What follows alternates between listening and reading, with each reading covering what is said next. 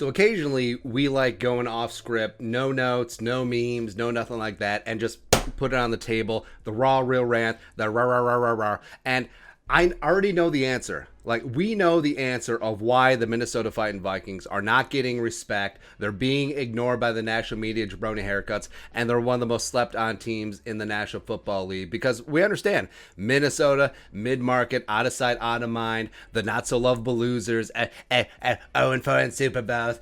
They can't even get back to a Super Bowl since 1977. I get it. I fully understand it. Plus, you throw in Mike Zimmer, whatever. Kirk Cousins is the nation's punchline. Like, all the National Media Jabroni Haircuts just love, do you know what his record is in primetime? Even though he won in Monday Night Football at Soldier Field last year, and he played probably his best game as a Vikings quarterback. But whatever. Again, whatever. So we know that there's obviously a media bias against the Vikings because they do like to cater to the big national fan bases, the Cowboys and the greasy, grimy Green Bay Packers and the Steelers and the Patriots and but it is really leveling up to unheard of levels this season where the Vikings, yes, 2020 was whatever, even though somehow, some way they scraped together a 7-9 season after just an abysmal 1-5 start, and they had failures in all three phases of the game, and they were able to scrape together and come back and load up, and not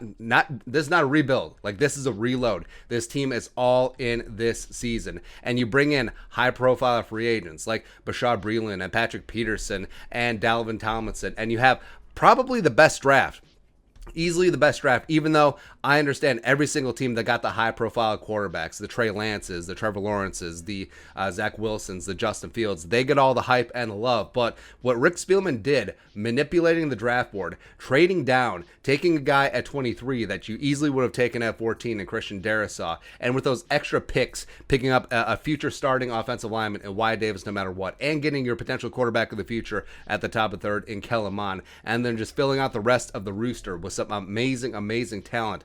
I don't understand.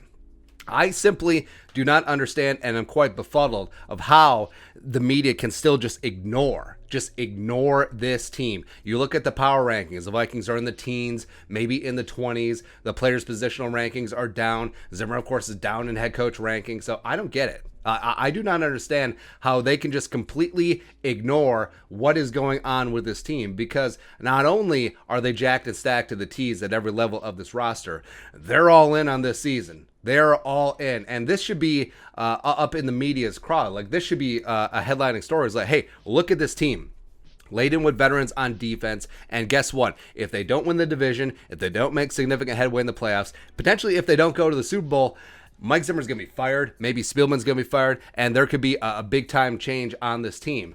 I mean, how does that story not sell? I understand that they're all up on the, Matthew Stafford is in Los Angeles with the Rams. What can he do finally with a good team? Even though he had a first-ballot Hall of Fame wide receiver for the bulk of his entire career, whatever. Again, whatever. But, man, it's just so confounding. Like, I do not understand it. Where you have bona fide superstars, Justin friggin' Jefferson, one of the most loquacious and fun young stars in this league. He should be the face of he's already the face of the franchise. He should be the face of the league very soon. You have Dalvin Cook, the best running back in the NFL if and when healthy, and also the most dynamic. You have Daniil, the real deal Hunter. That contract drama got sorted out. The Vikings quasi took care of him, and Daniil is coming back. He's coming back from the neck injury, the herniated disc in his neck. How is that not headlining? A big-time comeback story at a premium position. He's one of the best edge rushers in the NFL, if not the best. Eric Kendricks, the silent assassin, the best coverage linebacker in the NFL. He doesn't get any love. Harry the Hitman. Harrison Smith is the only Notre Dame athlete that isn't massively overrated and overhyped. I don't get it. I do not understand. Every single other jabroni that comes out of the Notre Dame pipeline is like, oh, he's going to be the next best thing since sliced bread. But Harrison Smith, no. Silencio. Constantly ignored by the national media writers, left off of all pro teams, left off of Pro Bowl teams, and that will cost him. Again, we've been repeating this over and over again. That will eventually cost Harrison Smith the Hall of Fame, because you know who votes for the Hall of Fame? The same idiots who left him off of all pro teams and all decade teams. It just is what it is. But I'm I understand it. I know the answer, but it is still just so amazing to me how the Vikings can still be hated on. And yes, all the factors going against it. Minnesota, small market, Vikings losing all the time, Kirk Cousins, blah, blah, blah, blah, blah. But wow, it's just wow. But I'm okay with it. I'm okay. On one hand, it would be nice to get the respect that you deserve, just like in life. Like once you do a good job, once you're ready to go, it's nice to get that respect, huh? But proving the haters wrong, shutting them all up, and watching the narrative just try to shift, or watching them just try and crap down the throat of an 8-3 team, of a team that ends up 13-4, wanting some more, winning the division, getting the 1 seed in the NFC, cutting waste through the NFC, going to the Super Bowl, Inglewood up to no good, and then smacking the Browns or the Chiefs or the Bills in the Super Bowl, hoisting that Jerome Bardi one time. And then I just want to see the narrative be like, oh, well, one Super Bowl is a fluke. I mean, obviously the Vikings can't do it again. Okay.